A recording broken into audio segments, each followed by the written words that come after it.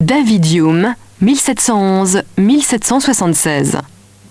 La philosophie de Hume appartient au courant empiriste du XVIIIe siècle qui ruine les systèmes métaphysiques classiques qui se caractérisent par le rationalisme en attaquant leurs deux notions clés, la substance, matérielle et spirituelle, et la causalité.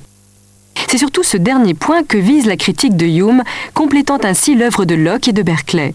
Ce faisant, il privilégie le problème de la connaissance et du sujet connaissant et ouvre la voie au kantisme et à la phénoménologie. Né à Édimbourg en 1711, il reçoit une formation essentiellement littéraire. En 1734, il vient en France au Collège royal de la Flèche et y rédige le Traité de la nature humaine qui ne connaît guère de succès lors de sa parution en 1739. Il décide alors de publier des textes plus courts et plus aptes à lui assurer une prompte gloire littéraire. En 1741, les essais moraux et politiques satisfont cette ambition. N'obtenant pas la chaire de morale qu'il convoite à Glasgow, il occupe divers postes de diplomate, bibliothécaire et secrétaire qui lui permettent de voyager à Vienne et Turin en 1746. Puis après de nombreuses publications, dont 2 dissertations sur la religion et l'esthétique, il part à Paris en 1763. Il y connaît de brillants succès mondains et fréquente les encyclopédistes. Après quelques années, c'est le retour à l'Écosse natale. Hume y reprend une vie studieuse, entouré de ses anciens amis. Mais la douceur de cette fin de vie est gâchée par la maladie et il meurt en 1776. Les dialogues sur la religion naturelle seront publiés de façon posthume. Hume est avec Locke et Berkeley l'un des principaux philosophes du courant empiriste dont la conception centrale est de subordonner la connaissance à l'expérience sensible immédiate. La méthode humienne se définit par l'analyse épistémologique des idées et s'appuie entièrement sur l'expérience et la sensation, seule source de nos connaissances. Cette méthode expérimentale décrit les lois de la nature sans en chercher un principe métaphysique premier au-delà du sensible. La raison finie de l'empiriste se soucie du comment, jamais du pourquoi. Son but est de comprendre le mécanisme de notre connaissance. Quel processus de formation s'opère dans notre esprit lorsque nous parlons de relation, de substance, de causalité? Et quelle impression est la source des idées? Toute idée, en effet, est la copie d'une impression sensible.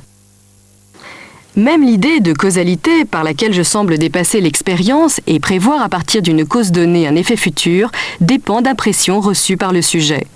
Seules les expériences antérieures peuvent nous fournir l'idée de relation causale. On ne saurait, d'un événement isolé et jamais rencontré auparavant, déduire le moindre effet. La transition par laquelle je passe de la cause à l'effet présumé n'est possible que si leur connexion a déjà été expérimentée régulièrement par le passé. C'est l'expérience qui nous montre la constance de certaines successions, comme celle de l'élévation de la température de l'eau et de son ébullition.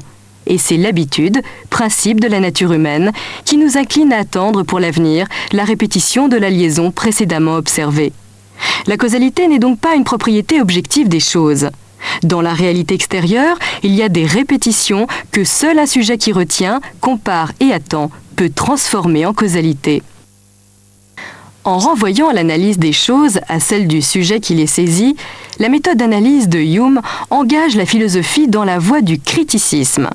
Mais le sujet humien n'est pas ce que Kant appellera un sujet transcendantal. Il est une nature, c'est-à-dire un système de croyances cimenté par des sentiments. Le problème de la connaissance est donc, en dernière analyse, celui de la croyance, défini comme une certaine façon vive de sentir une idée. La croyance est le relief particulier d'une idée telle que nous ne pouvons la penser sans y donner notre assentiment.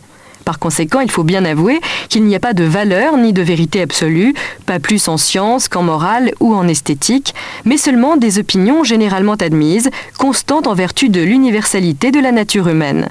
C'est en cela que la pensée de Hume est sceptique. Nous ne pouvons rien affirmer de la réalité des choses, ni de Dieu, ni même de ce moi qui nous est jamais donné dans une impression.